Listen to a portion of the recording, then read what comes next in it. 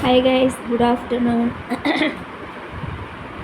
So ஒரு வாரம் ஆச்சு நம்மளோட இதயம் சீரியல் எப்படி போயிட்டுருக்குது. இன்னும் அந்த சீரியலை முடிக்கணும் அப்படின்ற எண்ணம் நம்ம டேரக்டருக்கு வரவே இல்லையாட்டிருக்குது. கிட்டத்தட்ட கார்த்திகை தீபமும் இதயம் சீரியலும் ஒரே மாதிரியே போகிற மாதிரியே எனக்கு ஒரு ஃபீலாக இருக்குது. நீங்கள் என்ன நினைக்கிறீங்கன்னு கமெண்ட்ஸில் சொல்லுங்கள். உண்மைதானே கைஸ்? ஏன்னா அந்த சீரியல்லையும் பார்த்திங்கன்னா பேர் என்னது, ரேவதியோட அம்மா பேர், அதான் பேசிக்கிட்டே இருந்தது அந்த கேரக்டர் நேமெல்லாம் மைண்டுக்கு வரும். ஸோ நான் ஹீரோயினோட அம்மானே பேசிடுறேன், சரிங்களா? ஸோ ஹீரோயினோட அம்மாவோட வீட்டுக்கார் இருக்கார் இல்லையா, அதாவது கார்த்திக்கோட மாமனார். அந்த மாமனாரை குத்தி கட்டில் கடியில் படுக்க வச்சுருவாங்க. அதே மாதிரி சீனு நம்ம இதயம் சீரியலில் வருது. என்ன அப்படின்னா, நம்ம பாட்டிக்கு உண்மை தெரியுது இல்லையா? என்ன உண்மை? நம்மளோட ஆதியும் பாரதியும் ஏற்கனவே கல்யாணம் ஆனவங்க அப்படின்ற உண்மை தெரிஞ்சு அதை போய் மித்ரா கிட்டே போய் கேட்டு இப்படின்னு பிடிச்சி தள்ளி விடுவா. அங்கே ஆணி இருக்கும், அந்த ஆணியில் மண்டை அடித்து விடும். சரி, ஓகே, டன், அடிச்சிருச்சு. மறுபடியும் சாக்கை போட்டு கட்டில் தள்ளு. என்னென்ன நடக்குதுங்க? என்ன நடக்குது? ஒருவேளை 2 சீரியல் எடுக்கிறது டேரக்டர் ஒரே டேரக்டரா, இல்லை வேறு வேறு டேரக்டரா? எப்படி ஒரே மாதிரி கான்செப்டுன்னே தெரியல. அதுலேயும்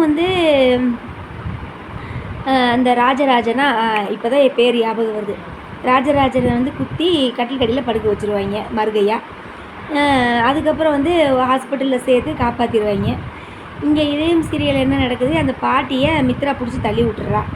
என் கல்யாணம் நடக்கிறதுக்காக நான் எந்த எல்லைக்கும் போவேன் அப்படின்னு சொல்லி நாங்கள் பாசமான பாட்டி, உங்கள் பாசமான பாட்டியை அந்த பாசமான பேத்தி பிடிச்சி தள்ளி விட்டு கீழே கட்டில் கடியில் சாக்கை போட்டு மறுகையாக பண்ணிட்டேங்க.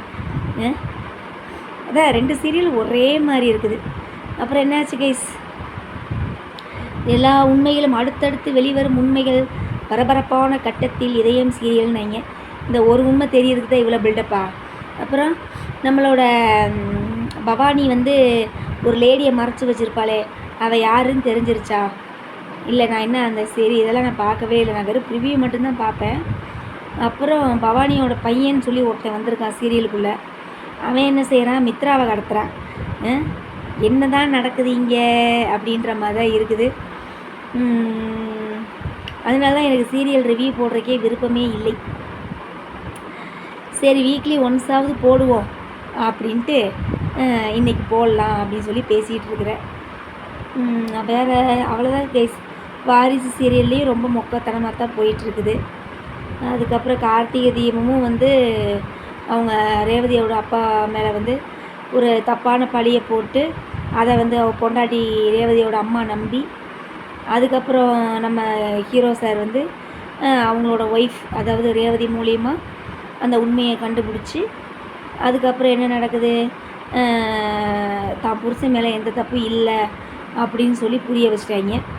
இந்த கூறுகட்ட குப்பைக்கு ஆனவுன்னா எப்போ பார்த்தாலும் இந்த கார்த்தி ஹெல்ப் பண்ணுறத பொழப்பாக இருக்குது, சரியா? அப்புறம் ஒரு வழியாக அவங்களோட ரேவதிக்கு பழைய நினைவுகள்லாம் வந்துருச்சாட்டிருக்குது. உண்மையெல்லாம் தெரிஞ்சிருச்சா? கார்த்தி மாமா தான் நம்மளோட புருஷங்கிறது தெரிஞ்சிருச்சா? இப்போ எல்லாருக்குமே உங்களுக்கு ரொம்ப சந்தோஷமாக குழுன்னு இருக்குமே. பட் எனக்கு இல்லை. எனக்கு எப்பயுமே நேர்மை, எருமை, கருமை அப்படின்ற மாதிரி நம்மளுக்கு எப்பயுமே சுவாதி தான் கார்த்திக் ஜோடி, அதில் மாற்றமே இல்லை. நீங்கள்லாம் ரேவதி கார்த்திக் ஜோடியை ஸ்டேட்டஸ் வைக்கிறீங்க, வாட்ஸ்அப்பில் ஷார்ட்ஸ்லாம் போடுறீங்க, 2 பேர்த்தையும் போட வச்சு பாட்டெல்லாம் போடுறீங்க. என்ன தான் நீங்கள் போட்டாலும் கதையோட அடிப்படை தன்மை இதுதான். ஏன்னா மறுபடியும் ஏன் இவங்க இதை சொல்கிறாங்கன்னு யாரும் என்னைய எது நினச்சிக்காதீங்க.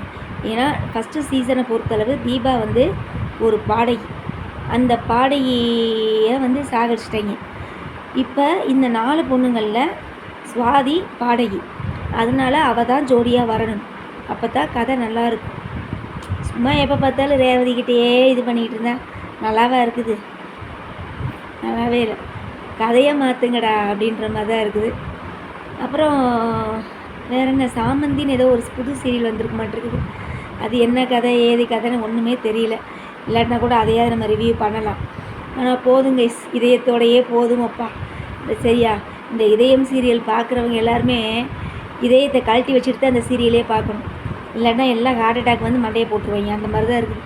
சீரியலும் நல்லா இல்லை, அதில் நடிக்கிற நடிகர்கள் யாருமே நல்லாவும் இல்லை. பவானியை மாற்றிட்டாங்க. அதுக்கப்புறம் வந்து பாட்டியே இது பண்ணிட்டாங்க. பாட்டியை வந்து பாரதி கண்டுபிடிச்சாலும் என்ன அப்படிங்கிறது தெரியல. ஸோ இந்த மாதிரி இதில் போயிட்டுருக்குது. ஸோ மறக்காமல் நம்ம சேனலை சப்போர்ட் பண்ணிகிட்டே இருங்க. வேறு ஏதோ ஒன்று சொல்லணும்னு நினச்சேன். அப்புறம் நிறையா வந்து கொஞ்சம் சமுதாய கருத்துக்களையும் நம்ம இதிலேயே பேசிடலாமா? ஸோ நிறையா மரங்கள் வந்து வெட்டப்பட்டுக்கிட்டே இருக்குது. அதை கொஞ்சம் குறைச்சிக்கோங்கப்பா. மரங்கள் இருந்தால் தான் நம்ம வாழ முடியும். மரங்களை வெட்டிக்கிட்டே இருக்காதீங்க, சரிங்களா? இதெல்லாம் நம்மளோட மூதாதையர்கள் வச்சுட்டு போன மரங்கள். இயற்கையே வந்து நம்மளுக்கு நிறையா வரப்பிரசாதங்களை வந்து நம்மளுக்கு கொடுத்துட்டு போயிருக்குது. அதை நம்ம பத்திரமா பாதுகாக்கலைனாலும் பரவாயில்ல, அழிச்சிடாதீங்க ப்ளீஸ். தயவு செஞ்சு இனிமேலாவது மரங்களை வெட்டுறதை கொஞ்சம் தவிர்த்துக்கங்க. மரங்கள் இல்லைன்னா ஒன்றுமே இல்லை கைஸ். அது மட்டும் நீங்கள் நல்லா நினச்சிக்கோங்க. மரம் தான் நம்மளுக்கு எல்லாத்தையுமே, காற்றுலேருந்து மழையிலேருந்து எல்லாத்தையுமே வந்து நம்மளுக்கு அப்படியே நல்ல வரப்பிரசாதமாக நம்மளுக்கு கொடுத்துட்ருக்குது. அதை நீங்கள் அழிச்சிங்கன்னு வச்சுக்கோங்களேன், இயற்கை நம்மளுக்கு 2 விதமாக நம்மளுக்கு திருப்பி கொடுக்கும். அதை மட்டும் யாரும் மைண்டில் வச்சுக்கோங்க, சரிங்களா? அதான் உண்மை. Bye guys. நீ அடுத்த வாரம் பார்ப்போம். ஓகே, பாய்.